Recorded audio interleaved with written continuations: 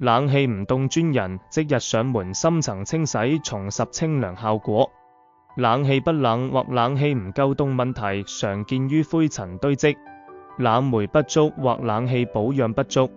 使冷氣通專業團隊即日專人快速處理，透過深層清洗，有效回復冷氣原有的清涼效果。冼冷氣通亦提供其他專業冷氣服務，例如冷氣保養、檢查及安裝等。分體冷氣機唔凍的主要原因，分體式冷氣機唔凍可能由內部積塵、散熱不良或缺乏冷媒所致。專業深層清潔可迅速解決此類問題，讓冷氣效能立即回復。冼冷氣通亦提供其他專業冷氣服務，例如冷氣保養、檢查及安裝等。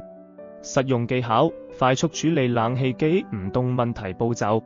步驟1：檢查冷氣爐網是否清潔。步驟2：確認室外機通風狀況。步驟3：檢查冷媒是否充足。步驟4：重啟冷氣並測試運轉。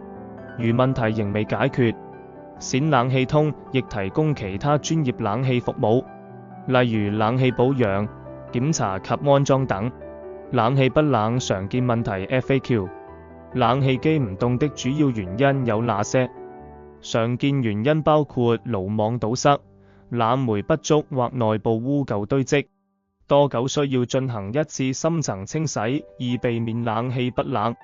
建議每半年進行一次深層清洗。分體冷氣機唔凍可以自己解決嗎？部分簡單問題可自行處理，但嚴重問題需專業技術處理。